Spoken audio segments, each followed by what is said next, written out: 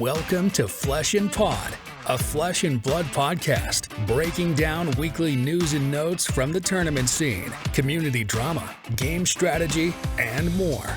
And now, here are your hosts, Darick and Logan. Hello, and welcome to episode 162 of Flesh and Pod. My name is Logan. I'm your host, and with me, as always, is New Year, same shithead, Darick Oswald. Darick, we waited to record. We did. Because the Lions were beating the shit out of the Vikings, and you wanted to watch with your son. Yeah, and it was worth it. It was an ass kicking. It was so nice. I think I posted it on BlueSky or something. It's so weird, like growing up around the Lions for so long and then seeing them do well. First of all, let me just say, I think like the last time that both the Lions and Washington were in the playoffs were like 1999, which doesn't feel like that long ago to me. But then I was like, oh wait, no, I was like a freshman in high school in 1999. That's like full 25 years ago. I was graduated from high school, sir. Yeah. God, let me think. So I feel like that was the last time they were both in the playoffs at the same time. Okay, so I can figure this out. So, and the reason I mention it, for those of you who are listening, if you don't know, growing up, I wouldn't describe myself as a Lions fan because there wasn't a whole lot to be a fan of. Obviously, they're my local team, so you know they've received my support. But when it came to like rooting, when I very first started watching football, I was like 7 or something, 8, I forget. But basically, like the year that I was old enough that I could remember watching football, I was too young to understand that you had to have like local loyalties. Right. So I just decided that like I liked the teams that were doing well at the time, and so I grew up kind of like rooting for Washington because the year that I like again started really watching football, they won the Super Bowl, right? Ironically, they beat the Lions in the playoffs that year, if I remember right, NFC Championship game. But that's probably, you know, thinking about it, that might be. I know it was a playoff game when they beat him. It was a playoff game, but I don't think it was the NFC title game. It might be the reason that I was like even exposed to them. Again, too young to understand. I just saw them on the TV, so it might actually have come from that. So Washington's also historically had quite a bit of ups and downs. Not like the Lions, but they, you know, especially during the Snyder era, have had a lot more misses than hits. I'll say that. So no, that's very true. Very just surreal this season to see both teams doing well. And if you're curious, because this applied to both professional and college, the college team of choice was Miami Hurricanes because, you know, 90s was Miami heaven, right? Right. And especially like it didn't help that my best friend when I was like in high school and early college, he was a huge Florida State fan. So any time where I would have like dropped that and then more picked up a local affinity, because like I even worked for like MSU Stadium in my early 20s. Wow. I did like I was an usher / field security for like the Spartans. So obviously, just like with Detroit, I grew to have an affinity for them. Like I root for MSU or whatever. But it really, at that time in my life where like I might have stopped caring about Washington and I might have stopped caring about Miami, what happened was I made really good friends with a gentleman by the name of Rob, who was a diehard Florida State fan. So naturally I was well, I have to continue. So now you're a Miami Hurricanes fan at that point because you're an asshole. Yeah, I'm a Hurricanes fan for life, baby. And then so not only does that like reinforce my love for the Hurricanes at the time, but then similarly when Washington was like in the real dregs of what I will call like Snyderism, especially with all the free agent blunders. Like we're talking, you know, Albert Haynesworth. Albert Haynesworth is the big one, yeah. So right when I'm like ready to give up on them, what do? They go and they trade for Clinton Portis. Mm-hmm. Like he was good. the quintessential Miami running back in my mind. Traded Champ Bailey. They did trade Champ Bailey, which I was like not excited about, but like I loved Clinton Portis because of his time at the U. So I was just like, all right, you right when I think I'm out, you got me back. But you were actually correct. It was the Lions in the NFC Championship game that year. That was the Eric Kramer, Barry Sanders team under Wayne Founts. Yeah. Yeah, that's old. So it's been a bit. Both on last time that they played each other, like I said, I'm pretty sure it was 99 in the playoffs anyway. Or last time they both were in the playoffs at the same time. I think it was 99, and then there was that fateful year they won the Super Bowl and they beat the Lions. But I've had an affinity for the Lions. I would definitely say I've been a fan since Stark was born. Stark has always been a Lions fan because it's so funny. He wasn't old enough to understand that they weren't playing, but he was old enough that he remembers the trip. So he has seen a game at Ford Field. However, the game that he went to, he was like 2.5. So and it was... Yeah. Hear me out. It was when the Buffalo Jets game got snowed out so bad they moved them to Ford Field. So they gave away the tickets just to get people in the stands. So that was his first NFL game. But all he remembers was he went to the Lions stadium. He got a little Lions football, whatever. So he's been a diehard Lions fan his entire life, obviously. So that means, we root together. We got to watch the shellacking, got to watch Jahmyr Gibbs. Do his Barry Sanders impression. Well, it's funny. He was doing an impression, and obviously being a Lions member, it's easy to make the jump to Barry. But all I kept thinking, when I was watching it, legitimately, I was thinking if he played in the early aughts, he would be LaDainian Tomlinson again, because he reminds me a lot more of his running style than he does Barry. He reminds me more, I think, of Sean Alexander than LaDainian Tomlinson. LaDainian was bigger. I guess so was Sean, though. Sean was, I would think they're both dummy thick. They were both dummy thick, but the reason that LT jumped out at me is that when I look at Jahmyr Gibbs, it's hard for me to imagine him not doing something yeah, he could be bigger, but he can still run pretty well between the tackles. No, he's definitely got that one-cut speed that LT had, and he's very good at catching out of the backfield. He's very good at blocking, which I think was an underrated part of LT's game. I think Willis McGahee is the one that really comes to mind. Yeah, I could see McGahee too. Size-wise, it's MJD, but Maurice Jones-Drew was always looking to hit somebody. Yeah, so it's funny you say that. Size-wise, to me, he's MJD kind of reminds me of Mighty Mouse, right? He's a little thick guy. So to me, he's more... Man, who would be a good one? I think he's a bigger and a better runner than Darren Sproles, so I don't think that that's appropriate. No, he definitely is bigger than that. He's 5'9", 203, and I'm pretty sure that's pretty close to MJD. He almost kind of reminds me of the Butler, going back to my Washington roots. Alfred. Yeah, Alfred, yeah. That is... MJD was 5'7", 210. So... Yeah. We're in the realm. He was a thick 210 though. Jesus. The problem was MJD he was never all legs. Tried to hide they were it. Tree trunks. Yeah, I don't know. I looked at him and he just reminds me of those early aughts running backs, the last real era when you had the featured back, if you will. And I know part of it is Montgomery is out right now, so Gibbs had a lot more on his shoulders last night, but. I was like, man, if you would have played, 20 years ago, you would have been the stud fantasy running back. You would have been the centerpiece of an offense, right? Oh, yeah. I just kind of look at a couple of guys here. There we go. He is almost the exact size of Thurman Thomas.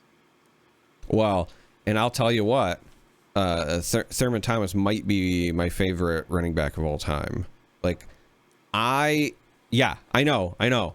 I think it's an absolute crime that he is never in discussions when people start talking. Like, to me, it's almost offensive that people mention Emmitt Smith as like potentially the best running back of all time without mentioning Thurman Thomas.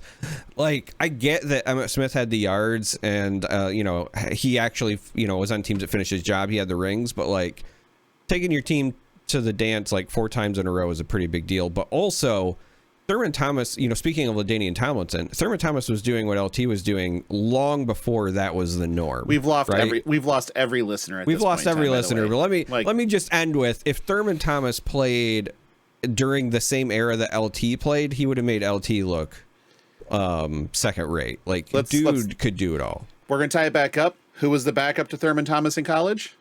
Barry Sanders. and I will say, as somebody who, again, grew up around Lions fans, and, you know, during those same years where I would poke at my buddy who was the Florida State fan, my favorite thing would be, you know, because here, if you say anything other than Barry Sanders is the greatest running back of all time, people will like lose their mind. So I would always say to my buddy Mike, I was like, how could he be the greatest running back if he couldn't even unseat Thermos for the starting job? Or Thurman Thomas. Thurman Thomas? Yeah. Yeah, I used to call him the Thermos because, like, you could count on him at work. Like, pack a lunch. That dude played. God, he played what, 12 years, 13 years? And one of them doesn't count. The Miami one doesn't count, but yeah, during that time period though, like, he, more so than Emmitt and Barry and whatever, led in yards from scrimmage, but people cared less about that and more just about raw rushing yards back then. Because again, like, you didn't have your receiving backs that were more prominent at that time. So after 11 and a half minutes of that, we are still a Flesh and Blood show officially, but hopefully you learned something today, if you didn't know before. But dialing it back, did you do anything in Flesh and Blood at all? Like, is that not a thing? No. I'm still kind of on what I would describe the holiday hangover. Oh. Does that make sense? Like, yeah, today was a Monday, but it didn't really feel like a Monday. No. And like, I'm sure tomorrow, like, it felt like a Monday and that everything was burning down. But other than that, no. It definitely was burning down around me. I did play Flesh and Blood. I went and played an Armory, and I went 3-1 with Kasai, because I just decided to play Kasai, and that felt good. Just being able to take the queen out for a stroll felt good. First of all, I love that for you, but I'm thinking about it now, and I may have lied because I just glanced over at my other monitor here, and so I didn't do anything like for real in Flesh and Blood that I would describe as noteworthy, but I do need to give flowers and gas up my boy whenever possible. What I did do, though, as an assassin lover, Majin has been playing a lot of new lately. He's been playing Count Your Blessings new because he's interested in potentially playing the deck post hunted, and so he wants to get a feel for it now, so he knows like what cards will work in it. You know, just standard research stuff. Yeah. But he's been streaming it on YouTube. You can go catch the VODs. So if you are not somebody who normally watches this content, but you listen to this podcast, or if you're just an assassin fan and thought, you know, he only did wizard stuff, whatever, he does a bunch of different other content. And it's been enjoyable. So hashtag no free ads, but shout out to Caleb Majin for can have one. Getting on the assassin train. Yeah, Caleb can have one. It's fine. Yeah, that's interesting. I thought you were going to give a shout out to Sam O'Byrne, the new... I figured we'd cover that in the news part. Well, yeah, I mean, but we're there already, I guess. But he's the new head of live streams and casting, I guess, would be the best way to put it, from what it seemed like. Well, it's more like he'll still be doing casting, yes, is my understanding. But it's more like head of what I would describe as broadcast production. Yeah. So for like the official LSS events, because I think a lot of people don't understand that there's a lot more that goes into that. Obviously, there's, you have a producer involved, and there's the creation of like a run of show and agenda, graphics, all of that stuff. And so it's a great role for him. If you are not familiar with Sam other than seeing him in front of the camera. He's already been doing a lot of work like that for places like the Realm and for other events as well.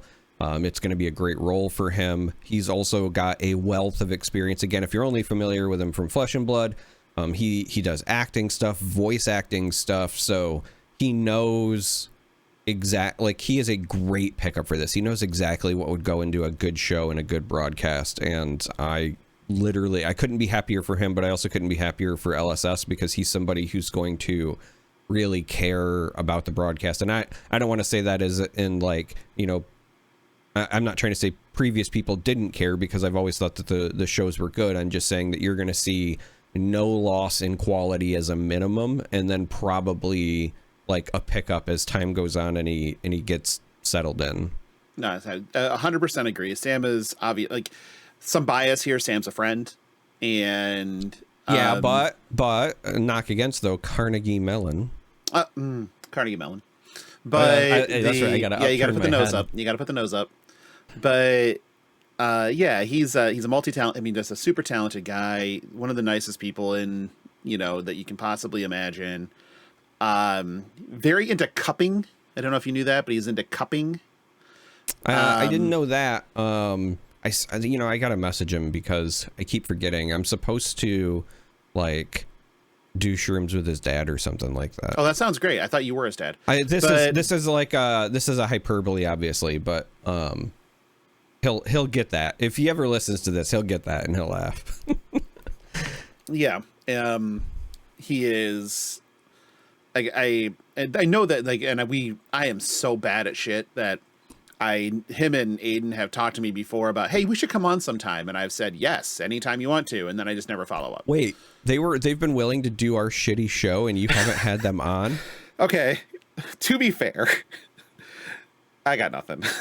I've punted this, dude, so hard. Like, yeah, why? Yeah, I know. Get them scheduled. I need to. I feel bad because I thought I had followed. I need to make myself another reminder here real quick. Check out starter pack again. I thought I had already followed everybody from the Flesh and Blood starter pack on BlueSky, but then when I posted something about Sam's new role, Aiden liked it, and when I hovered over his thing, it said I wasn't following him. I'm like, I don't know how that happened. So if you're listening, sorry, I probably should Aiden, look into that. Mistake. I might need to fix that, because I don't know if like maybe I did it like an the early version too early, or something. But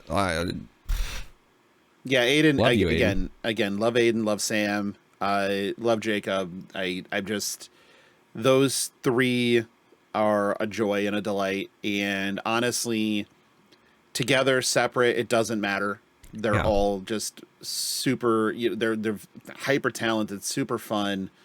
If you haven't seen Three Floating content, you are fucking yourself. Like, you should just be watching what they do, because it's always super well done and entertaining. Do you know that they're called Three Floating because when you're around them, you feel like you're floating? Is that it? Yeah. Huh. You know, I even had I have graphics in shit for and a show name for when they come on. Like, I've gone that far, and I just keep forgetting to do the thing. And although I can say that one of the early shows in February, Swarty will be on. I remember to do that one. Oh yeah. That was really the most erotic you've ever sounded on this fucking show. It was right there. Sorry, I love you, Izur.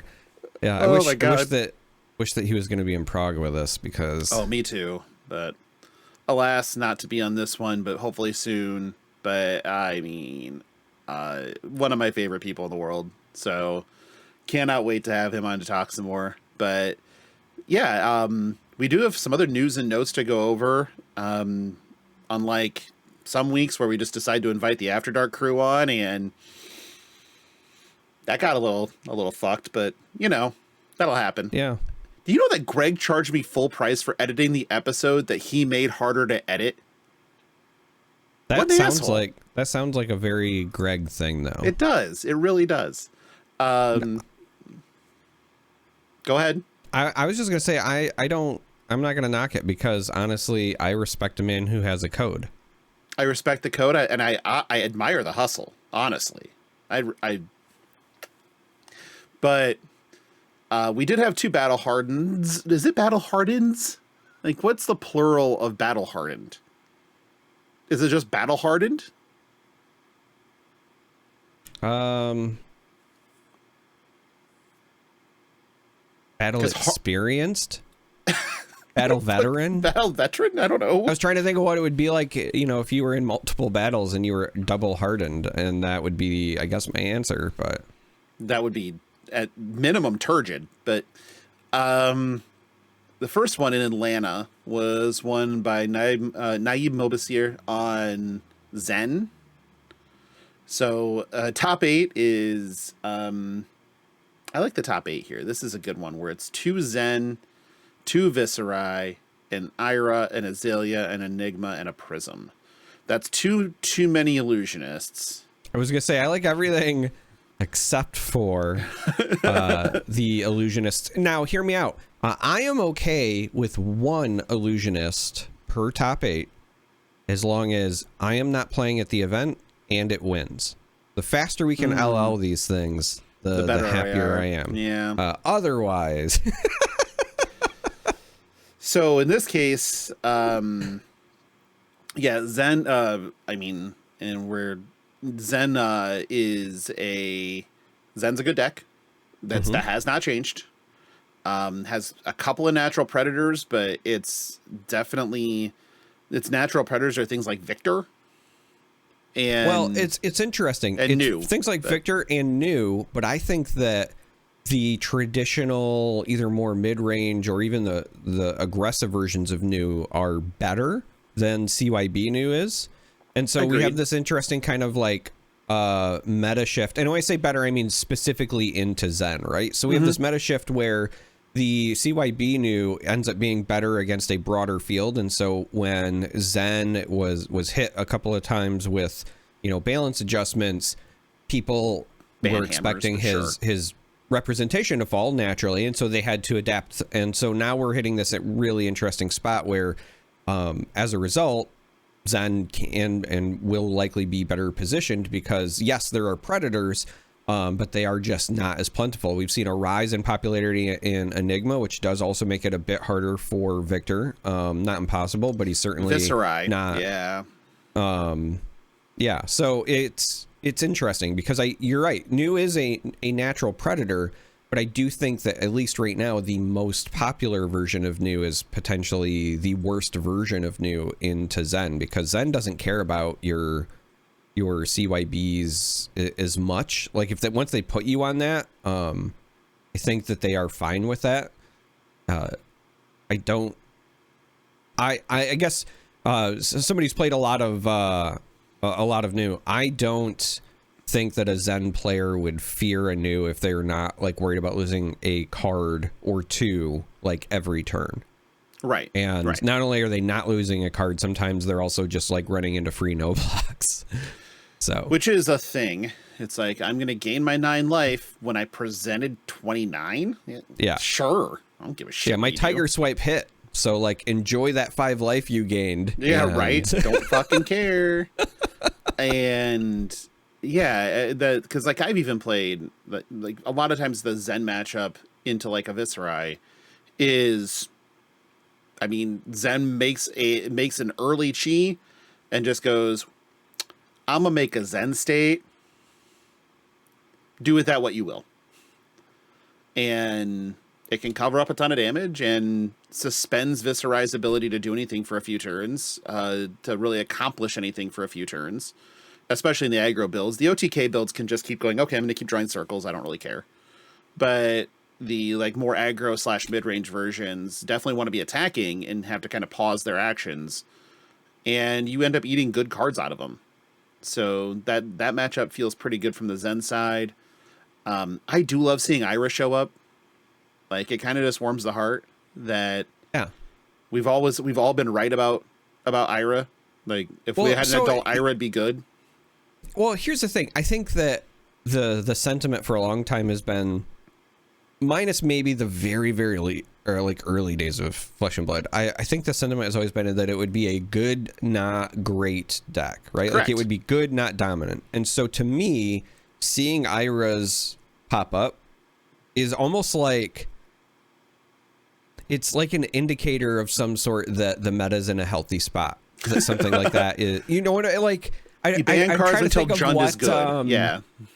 You know, what would be like a good analogy for that, right? It's like, you know, the fireflies are returning. So, you know, your ecosystem is leveling out, right? That's...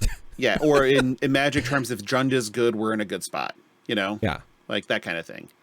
So the second Battle Hardened in Hong Kong is a little bit wilder for reasons. So this one was won by Pudding Tam. There's no shock by that. On Aurora, still not shocked. And the top 8 was 3 Aurora, 2 New, 2 Ira, and a Dory. That's different. Because 1, New showed up. 2, no Dirty Illusionists. 3, fucking Dory? Yeah. Now, I will say that if you're reasonably sure that the room is free of enigmas, Dory's not bad. And you can line up pretty well against the draws of a lot of different decks. But notice there's no Zen and there's no Enigma.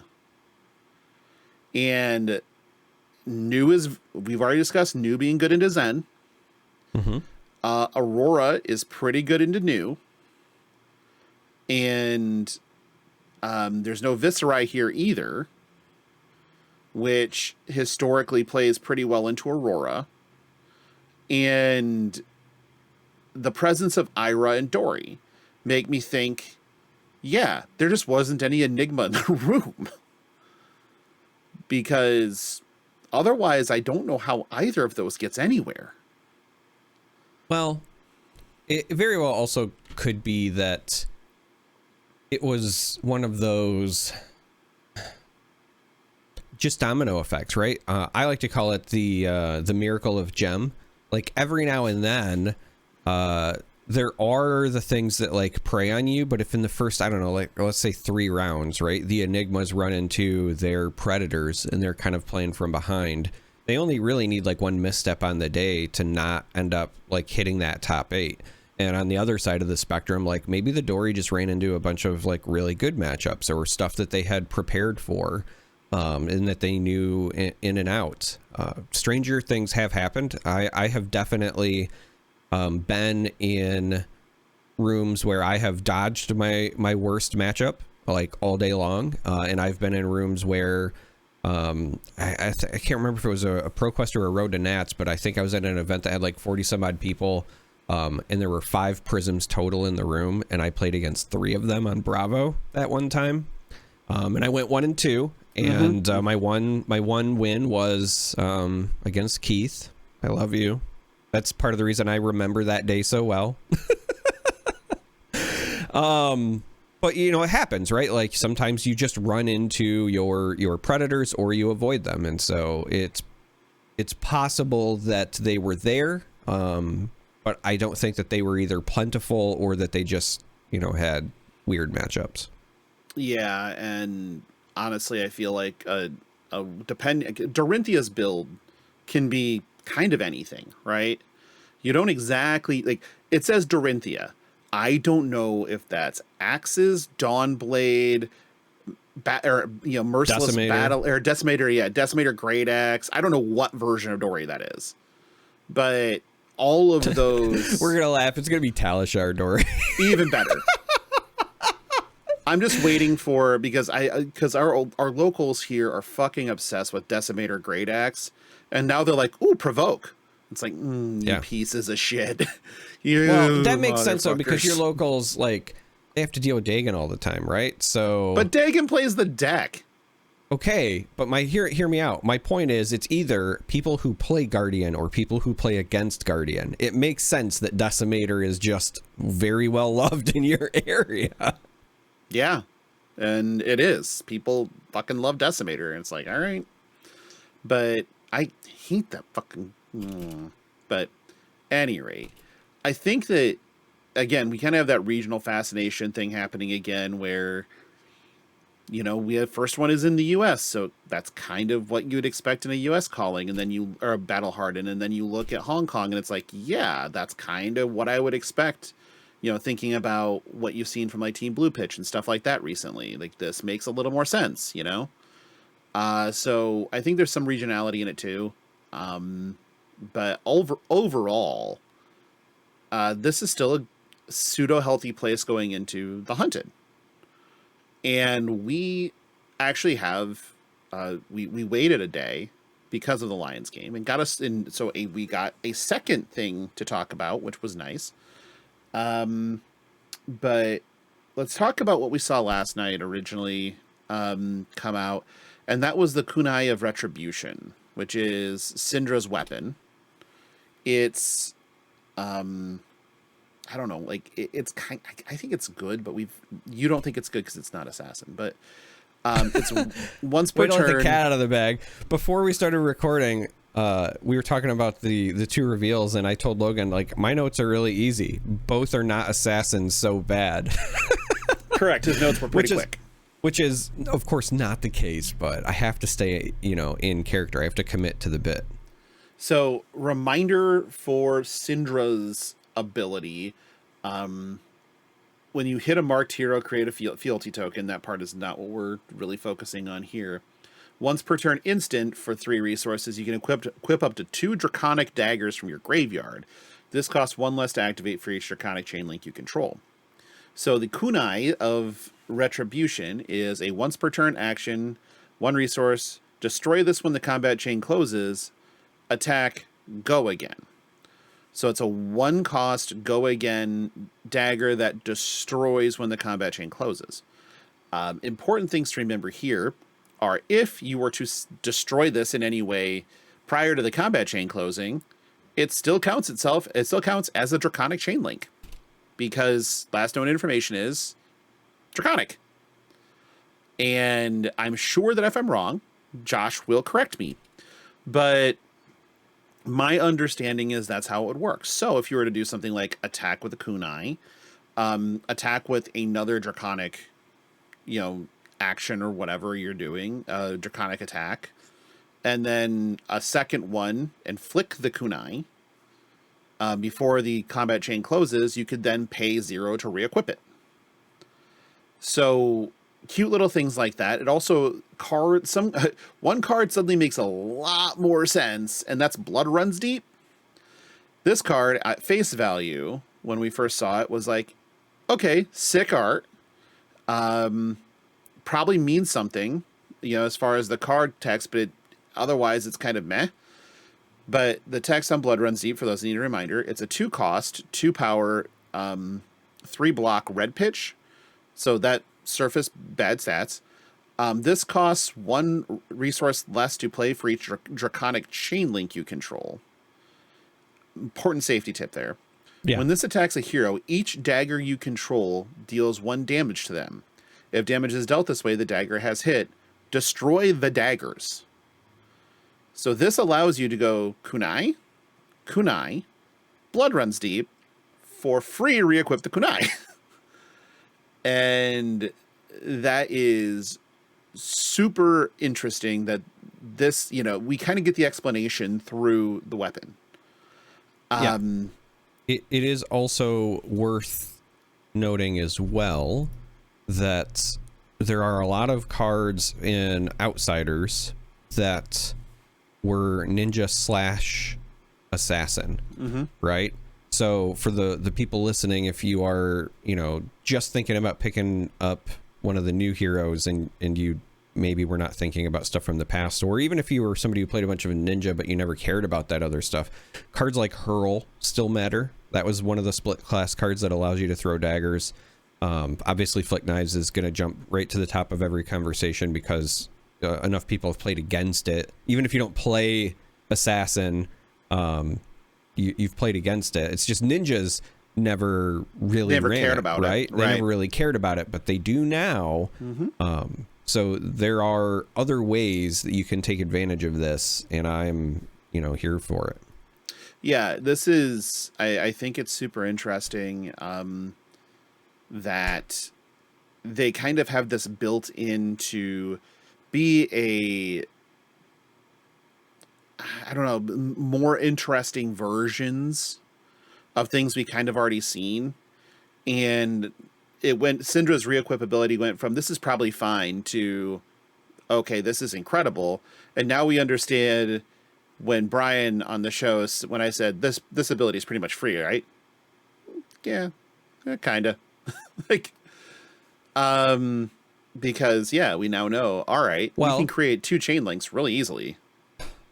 Yeah. So in his defense, one of the interesting things is that so far anyway, our Draconic heroes have been very red centric, right? Mm-hmm.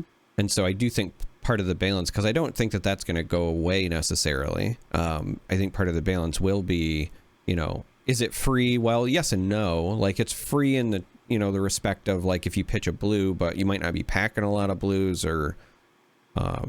Oh, sure. I mean, you're going to get the attack value on the daggers. Like, that's going to happen.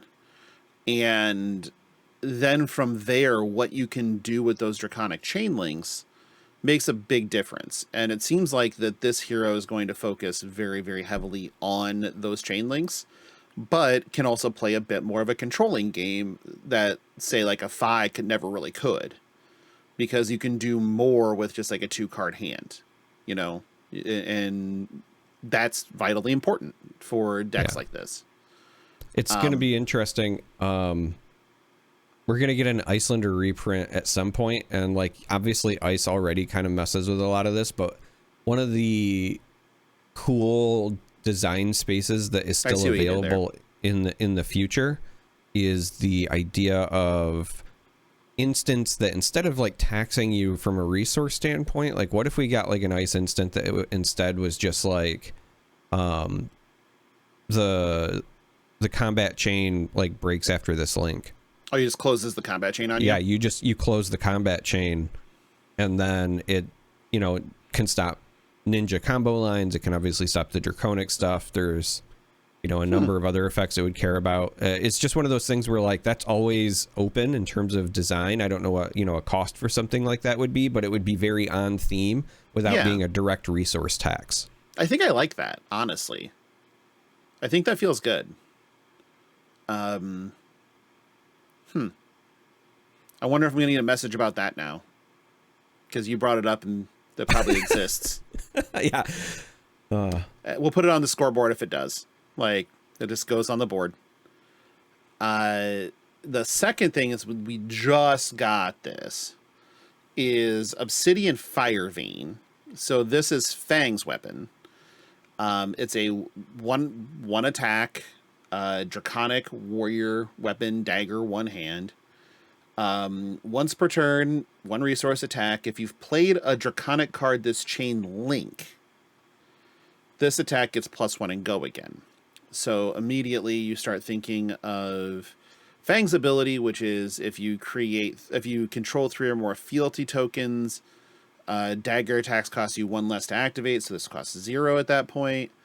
You can use the fealty tokens after attacking to give, say, a Blade Runner or a Blade Flurry or whatever, and sack a fealty to make it draconic. And before you play it, and turning on the go again and the +1 for the dagger. There's also just Long Whisker loyalty, and again, we now have an explanation for why this card matters, which is one of the things that we were like, that's interesting. So this is a 0 cost, 3 block draconic warrior attack reaction. So important safety tip there. For each draconic chain link you control, choose one. Target dagger attack gets +2, so +3 on one of those daggers. You may attack with target dagger an additional time this turn. Now, important also for Obsidian Fire Vein is it gives the attack the +1 and go again, and not the dagger till end of turn. Kind of thank God on that. And then the next time target dagger hits a hero this turn, mark them. And there's a lot of cards that deal with attacking and hitting marked heroes. So for the Dracai, for example, when it's a 0/4 Draconic attack, when this attacks a marked hero, create a fealty token. Well, this motherfucker wants fealty tokens. So there you go. Yep. And so we're kind of seeing the pieces of the puzzle start coming together a little bit for the Draconic heroes. We already had quite a few of the pieces for Arachne, but we had a lot of questions about the sort of how these other cards, you know, how these other two heroes were going to operate. I think we got our answers for the most part now, where it seems like they kind of inverted the playstyles to a degree. Fang feels like it's probably more the go wide and less control-y type of thing, whereas Syndra might be the opposite. Being able to just say, okay, pitch a blue, you know, attack, have a way to fling a dagger or two, and then play another thing, re-equip them, pass the turn. And so you're attacking for 4, right? You know, or something along those lines per turn, but you're blocking for 6 or 7. And then the warrior, on the other hand, looks like they're going to want to go attack, attack, attack, attack, attack, maybe attack again. I almost took this the other way. I still think Syndra is going to be go wide-ish. Fang, to me anyway, Fang feels like a Draconic Dory.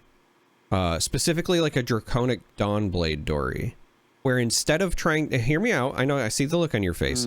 Instead of trying to stack just straight like plus attack tokens, you are trying to stack your fealty tokens to get bonus, right? Now we know his hero power has a bonus, but I would not be shocked if we see like equipment that also cares about number of fealty tokens for him, for example.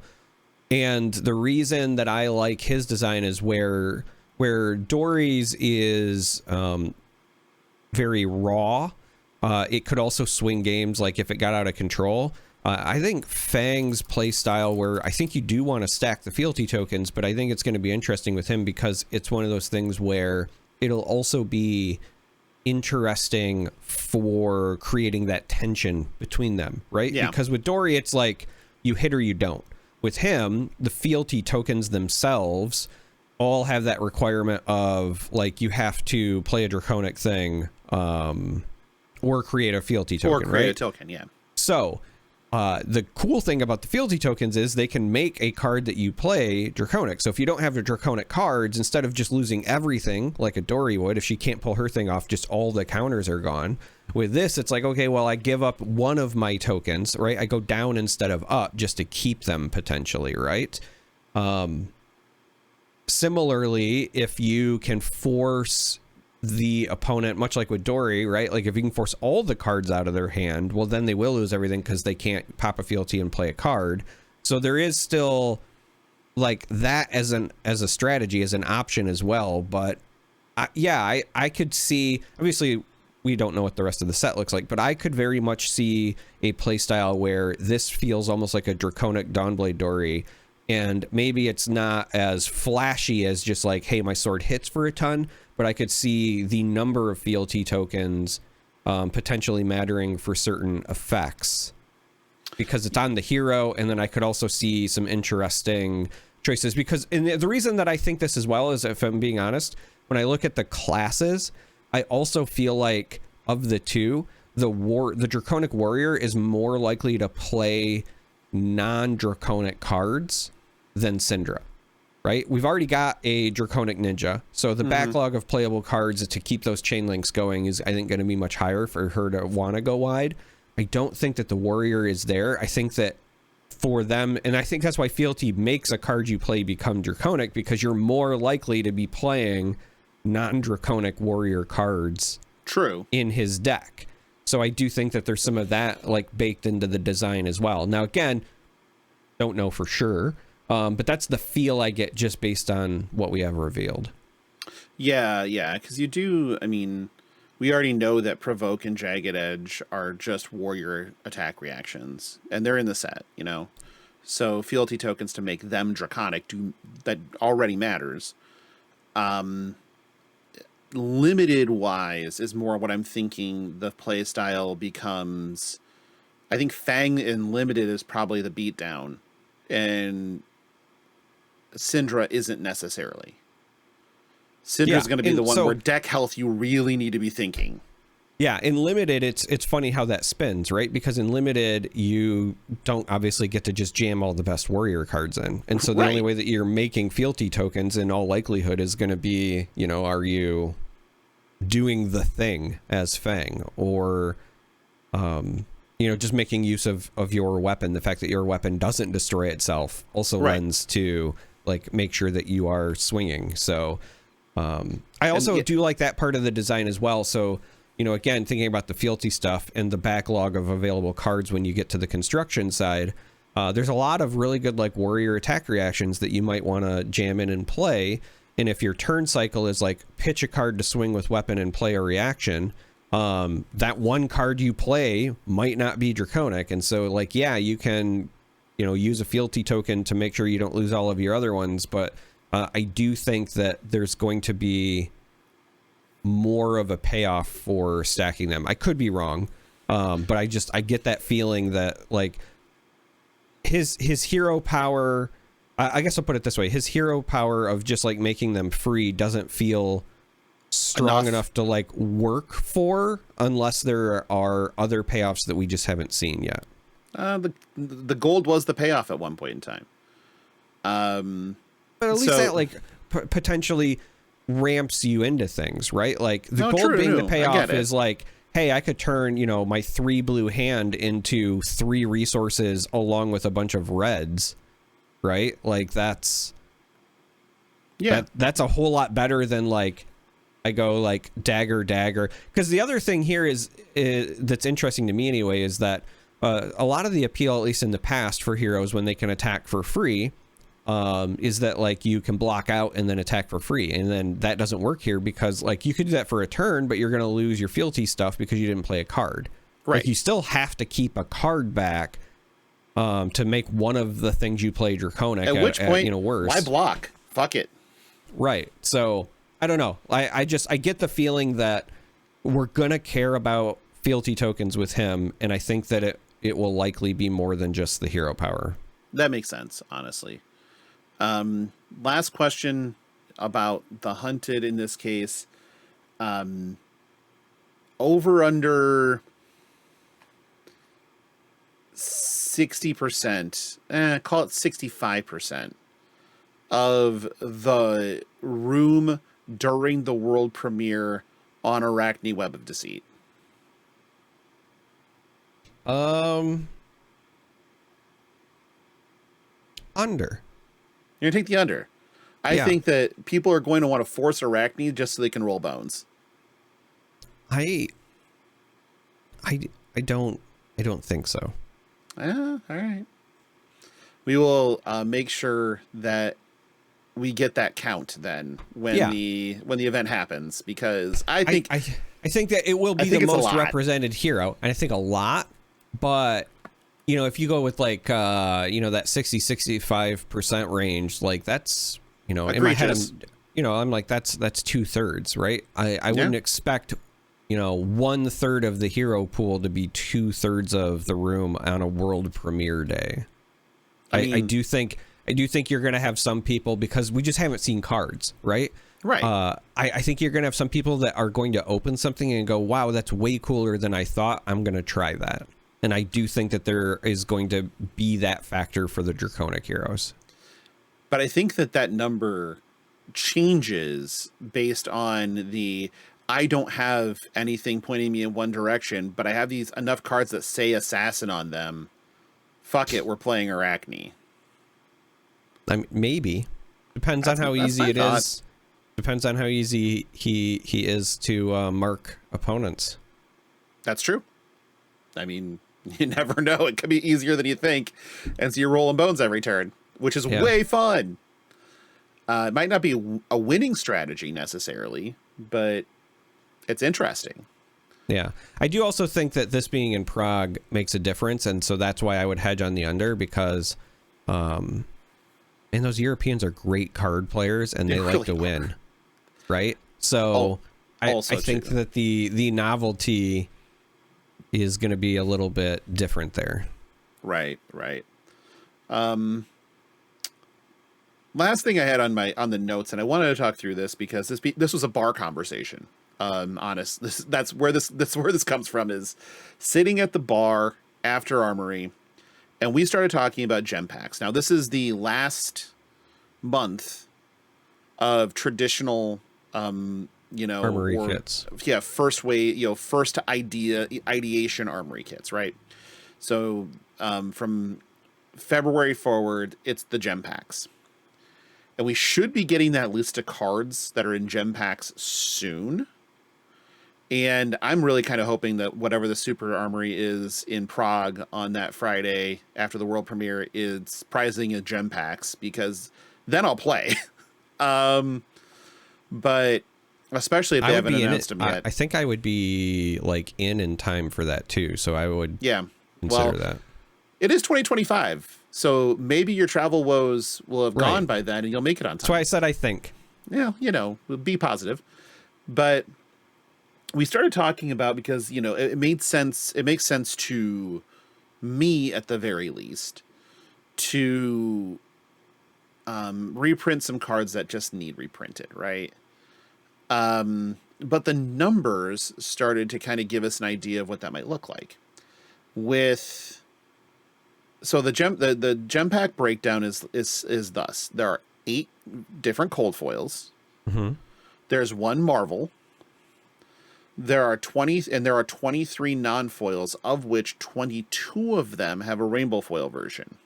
Mm-hmm. Now that's important, because that last card could be something like a Warmonger's Diplomacy.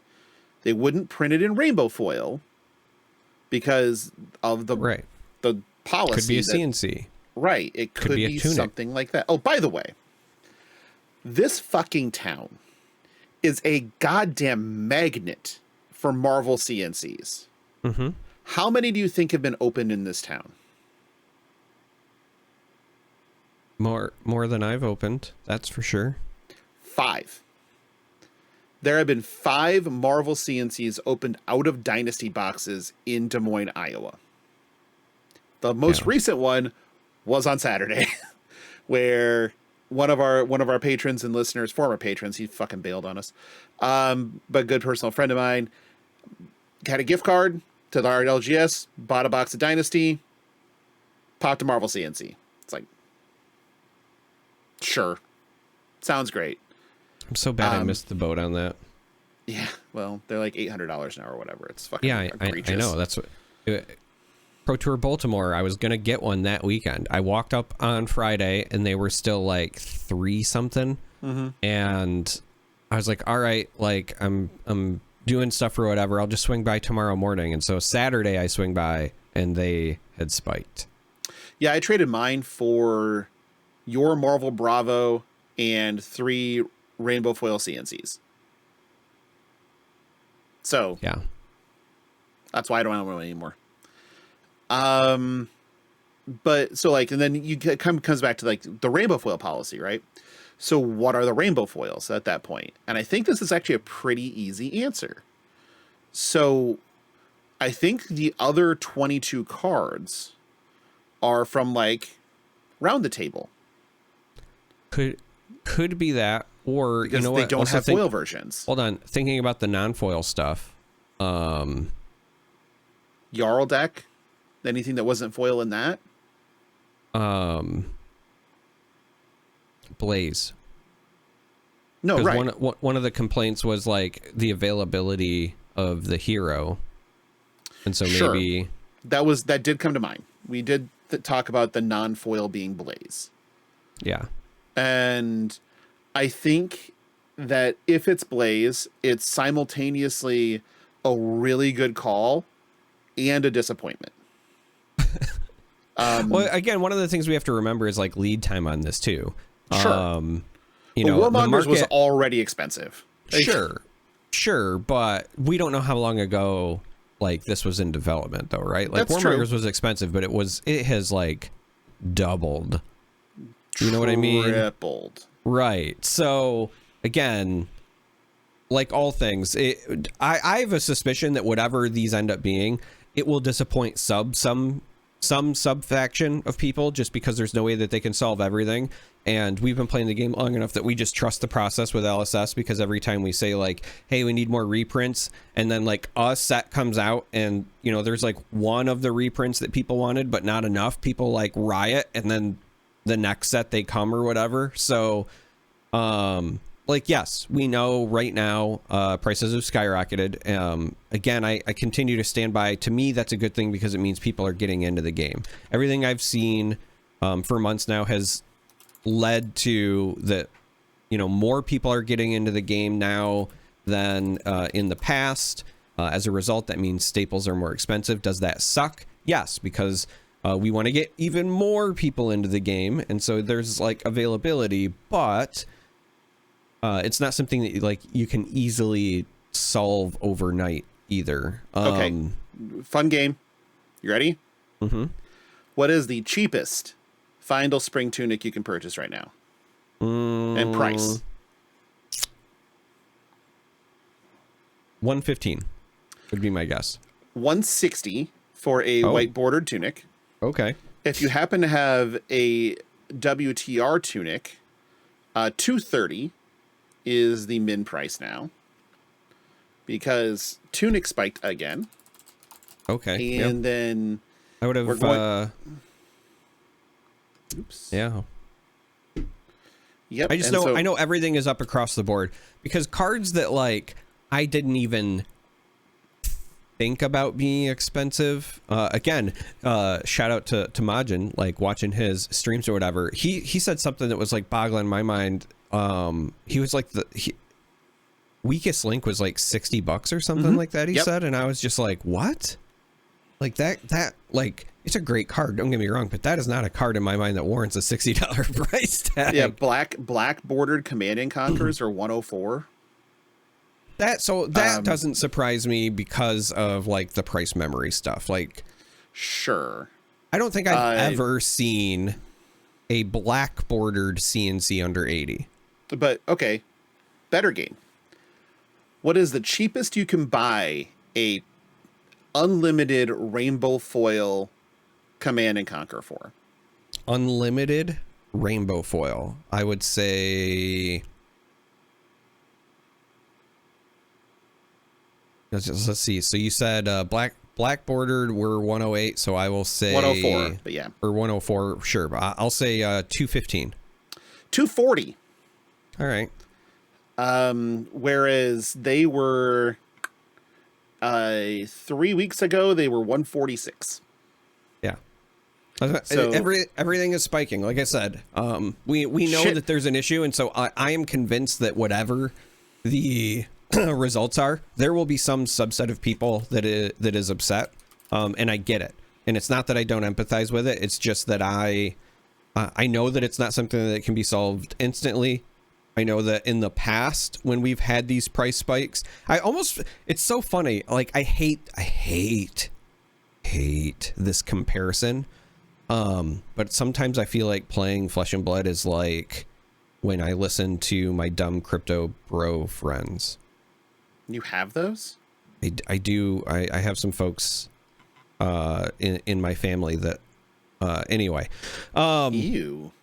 It's just one of those things where, like, you know, when I talk about Flesh and Blood, it's in reverse, right? So with them, they're always like, you know, buy the dip, and, you know, oh, like the market is crashing, but like I remember, they'll be like, I remember when it crashed, when it was like, you know, 20 grand or whatever. And I'm like always in the reverse. I'm like, yeah, like the game is expensive and it always goes through these waves, but it does also correct over time. And it's not because like a bunch of players leave, not to say that, you know, players don't come and go. It's just that, you know, LSS does take the time to try to make things more available. It just doesn't happen right away. Right. And it can't because the lead times in just printing cards. Yeah. You know, and getting them packaged. Well, and on top of that, it's just also like it's really difficult to get a handle on secondary market stuff. I know that people think that it's probably easy because you're just like, well, you can see it and there's all this history, but it's not. Like the number of times that I've spoken with any card game dev, not even just this game, just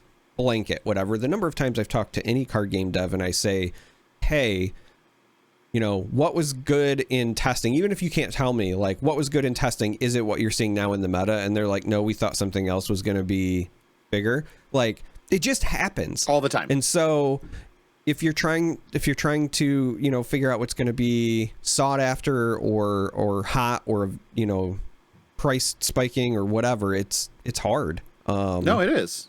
And so let's dial in on the last few pieces here. So the 8 cold foils.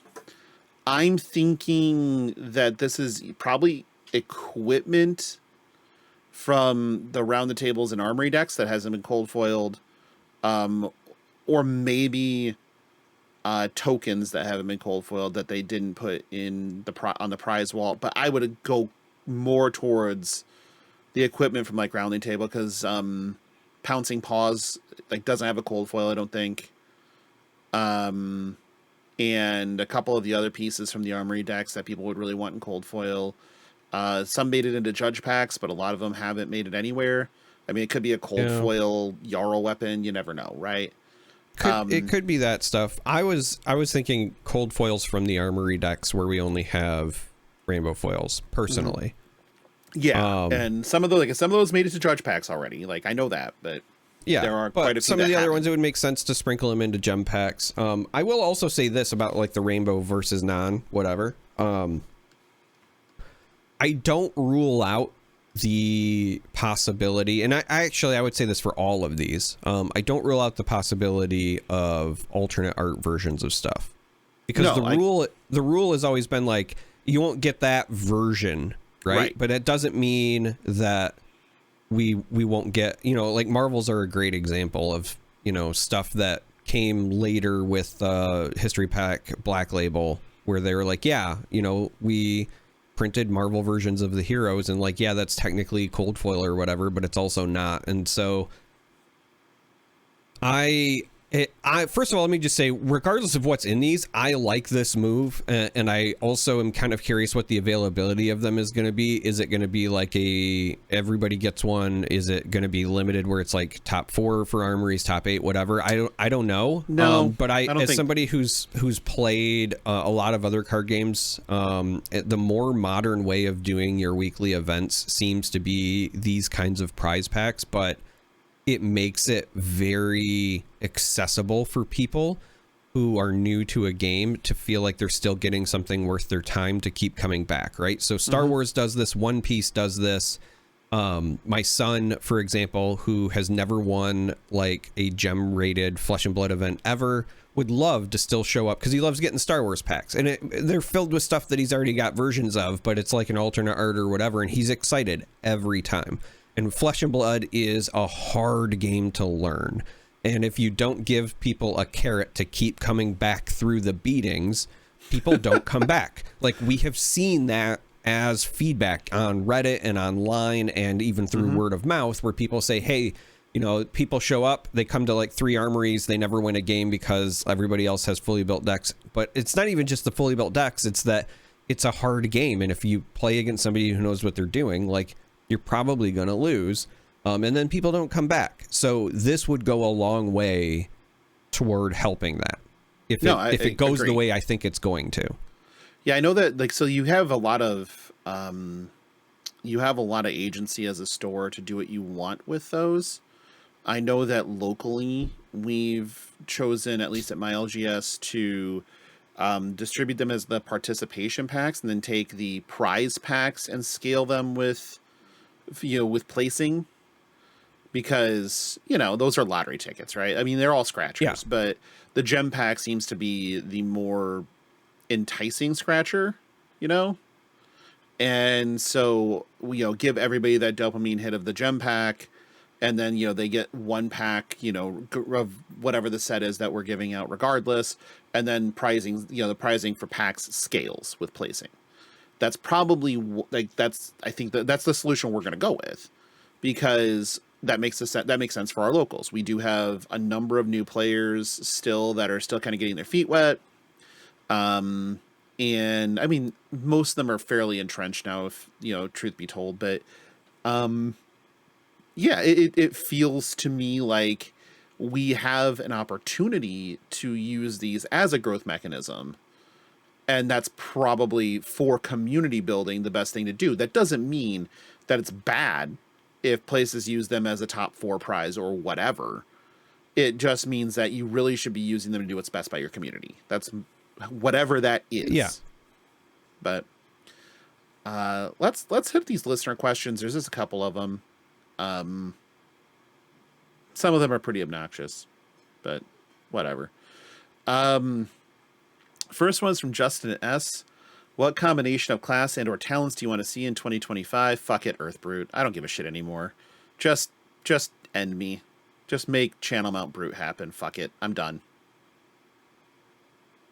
I want an Ice Assassin. Of course you do. Of course you do. Why must you choose the path of the most terrible in the past, person? I always said at all Ice points in Ninja. time?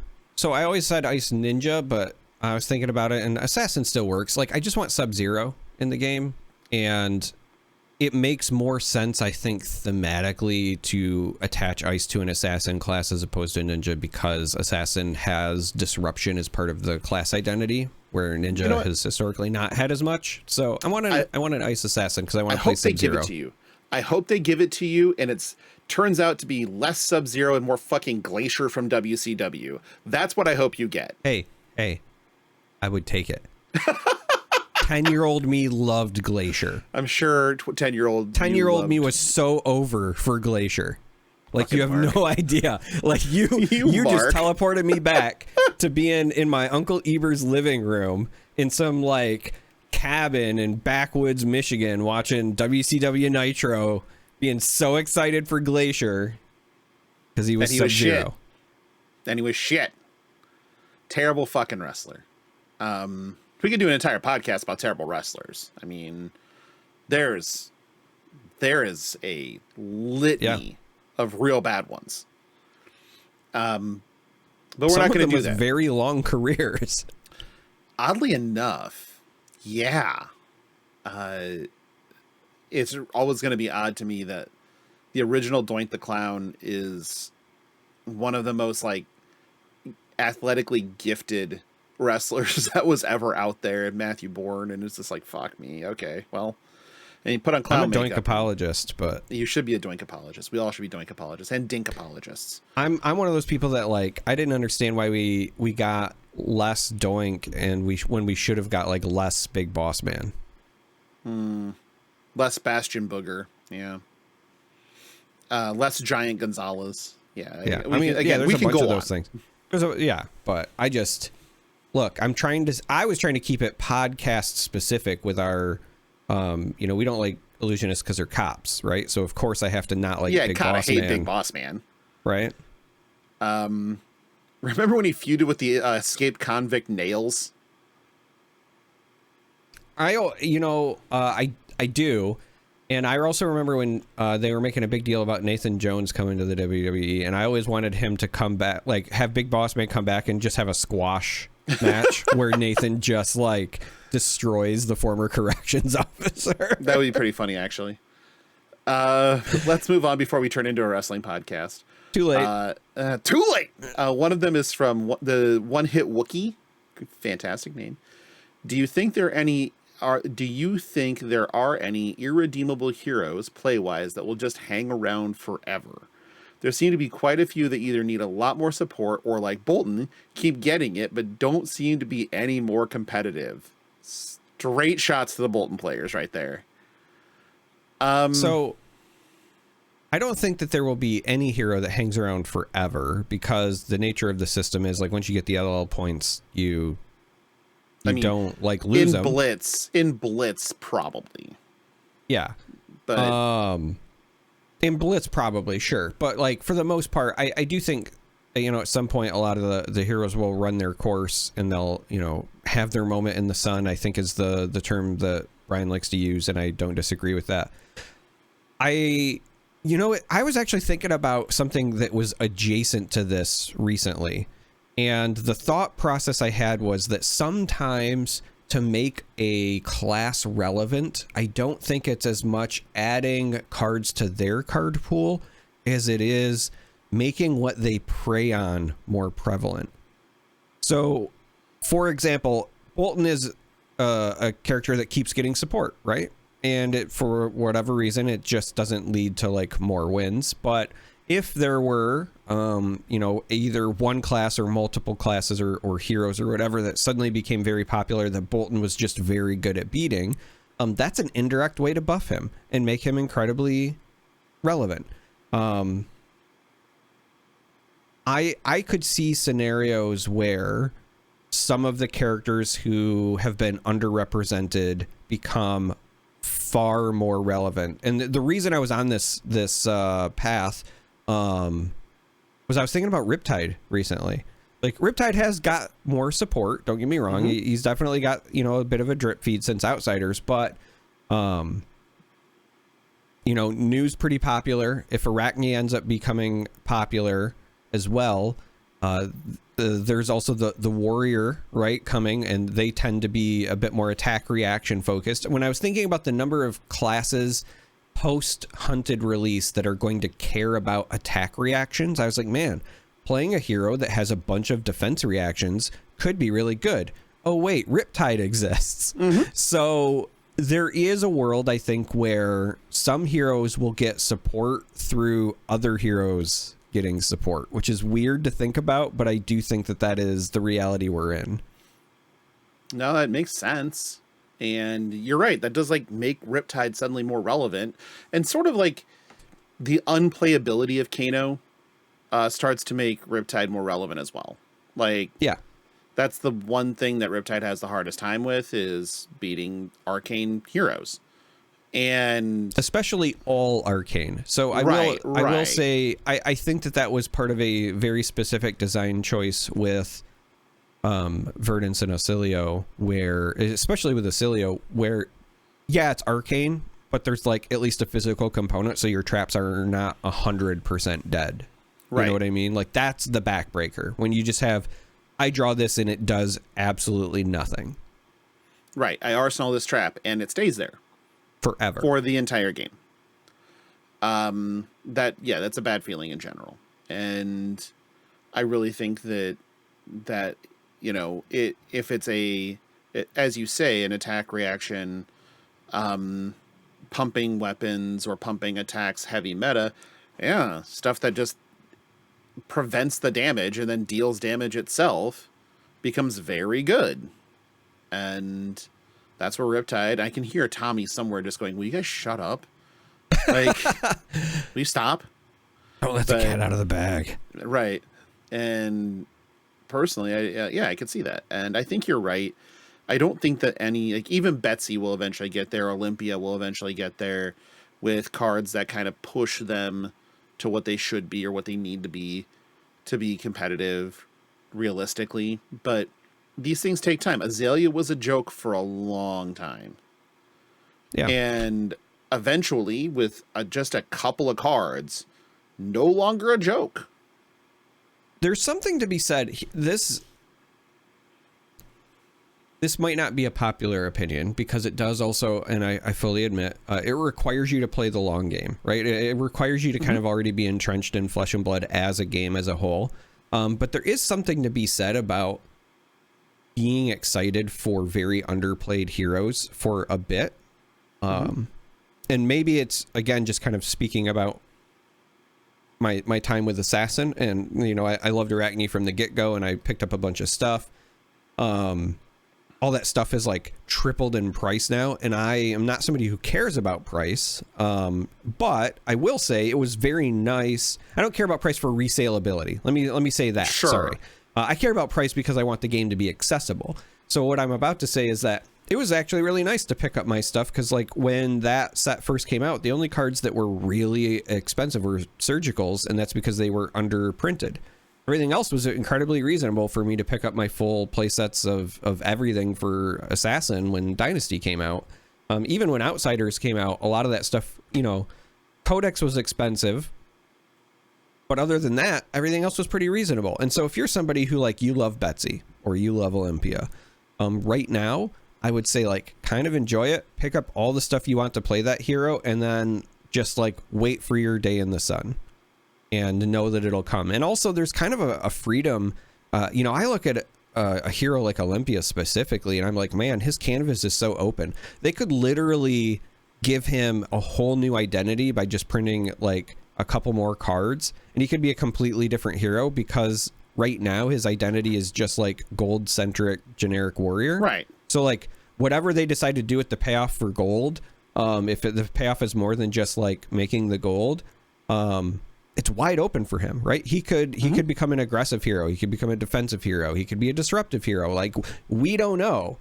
He's just a cool pit fighter who's very cheap to buy into right now, who could do whatever. So I think that's part of the reason that, like, of the warriors, he's the one that appeals to me the most, because he very specifically has no real hard identity right now. So to me, it's like it's a fresh canvas. It's an unpainted surface that I listen to you, just see waxing hope. Poetic. Look at you. I know.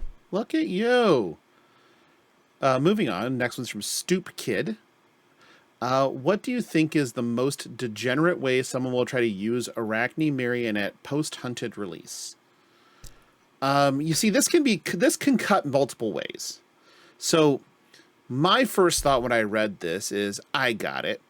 I'm going to buy one of those fucking spinning wheels, and I'm going to put the different Arachnes on the spaces for the spinning wheel. And anytime that I transform into a different Agent of Chaos, I'm going to make my opponent spin the wheel. And then I realized that's not the question, but I'm sticking with my answer. I mean, I had already said previously on our show that when, you know, because I saw some people, they're like, I want to get like custom dice made or whatever. And I don't hate those ideas, but when I transform, I want to make my opponent roll it every time, just because I want to inflict the psychic damage. Make the deal. Right. Yeah. So like, I'm already with you on that. No, I, went to, and I saw this question and thinking about the degenerate thing, I was thinking about like, how do I make it almost purposefully chaotic, right? Because listen, we're card game players, and most card game players are also degenerate gamblers, which means that 9 out of 10 people are very good at telling a bad beat story. And nobody tells a bad beat story better than a card game player, right? Oh my God, if they hadn't rolled a 6 on their scab skins, oh my God, blah, blah, blah. So if he wouldn't have caught that royal flush on the river. Yep. So I've been thinking like, I want to fill my deck with as many, chaos talented, random, whatever things as I can. Just because, not because I think it'll be competitive, but just because when I do win, I want my opponent to feel despair. 3 copies of Spurlocked. We're starting with that. Card 100%. 3 copies of Spurlocked. 3 copies of Spurlocked are for sure in there. Like I was legit like, let's throw in some crazy brews. Fuck yes, let's go. Let's do it. Like that sounds like way more fun. This is the reason that I have never played Brute outside of like drafts or whatever. Because I know I would roll scab skins every turn, whether I needed to or not. I would not be able to help myself. If I can do the thing, I want to do the thing. Mm-hmm. That's fair. And you haven't lived until you've pummeled a life of a party that you played off destroying a crazy brew. That's pod racing. And Shiana gets to do those things. And so I have definitely pummeled a life of the party that I played off of sacking a crazy brew. It's just good, clean fun at that point. But I think that the most degen thing is probably exactly what you're talking about. It's just, here's all of the weird shit I can put in a deck, and it's going to confuse the fuck out of somebody, and eventually they're going to die, and they're not going to explain how it be able to explain how it happened. Instead, it'd be like, man, he played this card, and I thought that, I needed this card on my turn to win, so I bid high on the Spurlocked, and they bid 0, and so I went and got it, and then they said, okay, Spurlocked, and that's when I knew I'd lost, because I couldn't bid 6 again or whatever. It's just, right. Sucks to suck. And it's, so for me, again, like, because I'm me or whatever, I just want it to, like, be the step further where they feel like, I don't want them to just like feel despair for losing. I also want them to feel like they lost to the lowest skill possible. I don't want them to feel like I beat them. I want them to feel like the universe beat them. This is why right? KO like Berserker Lady Luck slapped them across the table. This is why KO Berserker Runt is the perfect hero for Flesh and Blood, because that's all it is if I roll a 6, you're fucking destroyed. And Gambler's Gloves plus High Roller plus all like scab skins. You get to do all kinds of stupid shit and try to blow out your opponent in one turn. It's great. I'm a big fan. Last question is from Sergeant Snipes. He asks, why is Cleveland a better venue destination than Detroit?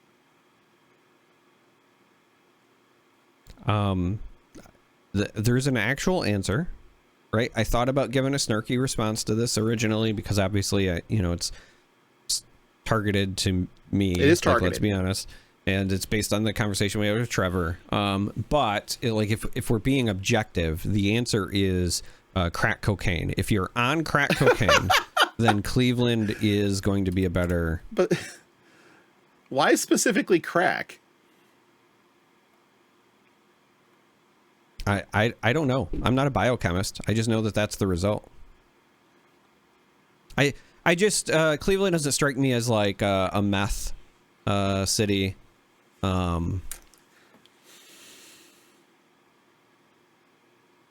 Okay, that's fair. It doesn't. It's not a very big meth city. Especially in the Rock and Roll Hall of Fame area, it's probably a good heroin town. But yeah, I could see that. I'm gonna guess that. Yeah. All right. Fair enough. I'm ready to be done. Nice down and dirty hour and 20 some minutes. Yeah. Yeah. I probably picked crack cocaine just because I keep thinking about, I was scrolling through TikTok and I saw something that it was just cracking me up. It said, it was a gentleman and he was in a car and he said, I used to judge the women that were like into crystals and thought that they had like healing properties or they would, adjust your mood or make you feel better or whatever. And I thought it was all crap. And then I did crack, right? Like, oh, sure. Yeah. Well, yeah, same thing. Same thing. All right, let's thank some patrons and get out of here, shall we? We have our associate producers, Andy, Sindra, Jacob, and the Salty Sea Cat. We have our executive producers on up, Blazestorm, valued member of the Patreon, Lance Goodthrust, Matt Tutokes, Micaiah, Poxonus, Sergeant Isbjorn, Vintox 18, exemplary agile cohort. I'm going to slap the shit out of him next time I see him. Chris, Philip, Rich, Sergeant Swanson, and Matt. Still angling for that guest spot. We're going to let a West Virginian on this show. I mean, I'm okay with that. I mean, we should get Rune Babe and her husband on. Oh, Anna and Chris? Yeah. I mean, that'd be kind of fun too.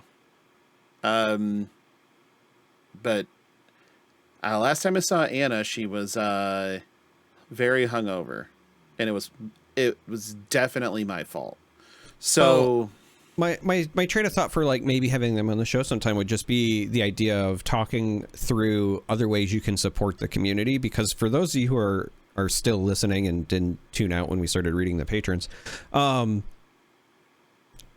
tuned out at football. Are you fucking kidding? Like, find a new way to.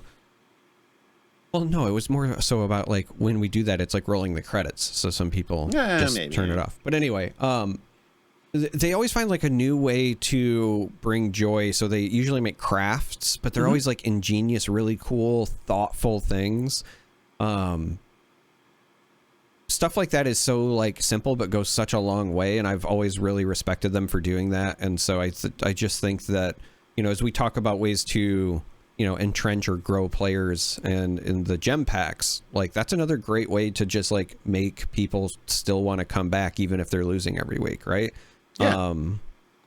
So yeah, it's mostly just me thinking out loud. But. No, and I think that what those, like what Anna does and what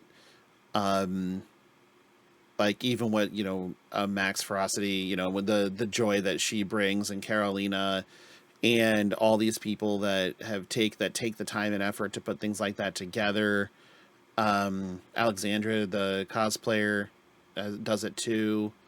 I remember because I think she did Lena Bell cosplay and was handing out potions to people, which were those little juice hugs. And that was fun. But yeah, I think that those things do bring people back, and people remember it, right? It's memorable. It's a good feeling across the board. And obviously the effort that they're putting into these things is beyond non-zero.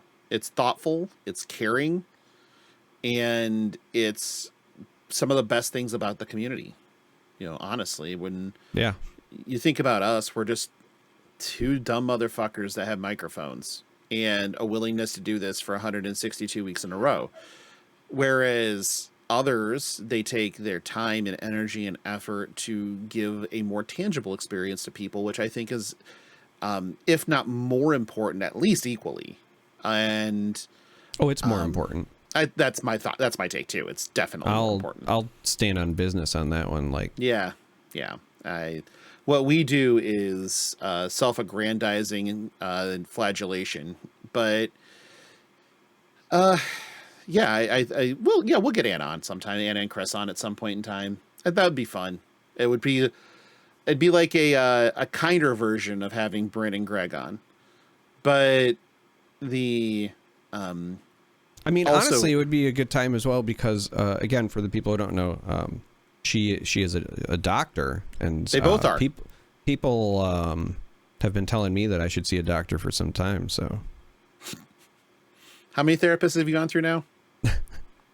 I'm still on my third. Okay, I didn't know if they'd quit yet.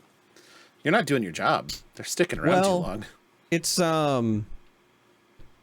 It's been pretty hit or miss because of like holidays and travel and stuff. So, they've got a reprieve, and so you think they might stick in a little bit, or they keep just finding excuses because I'm winning. It's hard to tell at the moment. If you'd like to become a patron of Flesh and Pod, you can go to patreon.com/fleshandpod. Link is in the show notes. There are 6 tiers. I might add a tier to for Charmer's therapy at this point or something. I might invent something for that because I don't even know. But as of right now, any paid tier will get you into FAP After Dark, which is basically everybody's therapy sessions, it feels like. But it's just a live show that's not recorded, that we take everything that you heard from last episode and dial it up another 4 or 5 notches. So if you enjoyed last episode, you should be a patron to come to that nonsense. And we'll be doing one probably right after Prague, or very close after Prague when we get back, because we'll have stories, I'm sure. That's where 24 hours we'll do of an impromptu one from Prague where we just hop on Discord from our phone. Oh, we should just get on a train and do that. I don't know if I want you to and be on trains train. in Europe. Yeah. I forgot about that. But we could do it during 24 hours of Az. You do realize you have to be like my babysitter for that day, right? I thought you were my babysitter. Well, we're fucked. No. Well, deuces, I guess. We live in Europe now. But, wow, that's a great outcome. So, if you need to get a hold of the show, you can just email us at fleshandpod@gmail.com. The best thing you can do is to join the Discord. Link is in the show notes. It's free. You don't have to be a member of a Patreon. You can just join and then talk to all the wonderful human beings, and some not, that are in our Discord, and enjoy yourself in there. There are things for everybody. You can enjoy pictures of my cooking in the Cooking with Rhinar channel.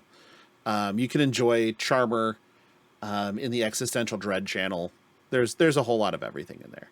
Darick, where can they find you? In Prague. Oh, yeah, baby. What did you just type in our Discord?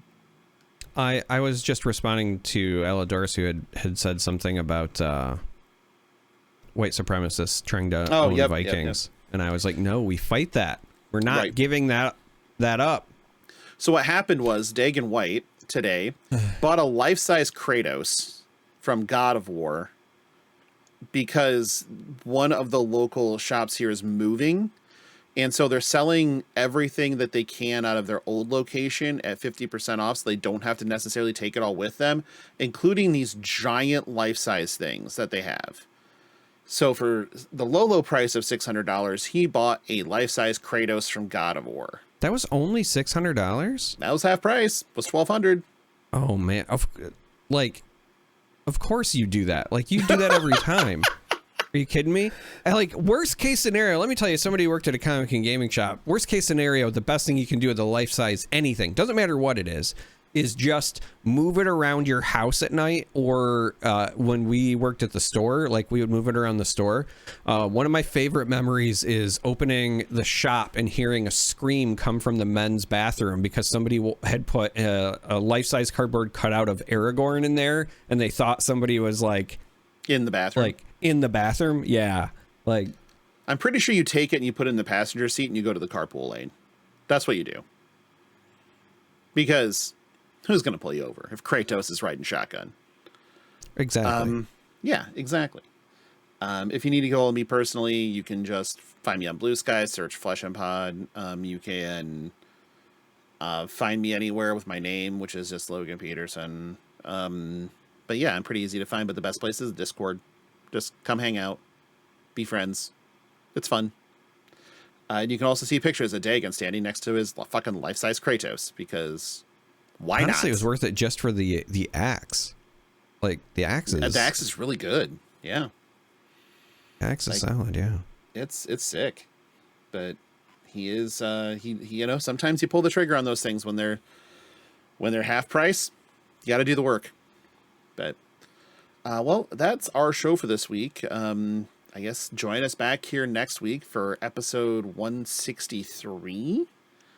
And hopefully we'll get hopefully, you know, if we get the Arachne dagger for episode 163, we'll just devote the entire episode to talking about the Arachne dagger. Only subject. All right? Just for you. Oh, yeah. You sounded way more erotic thinking about Azure.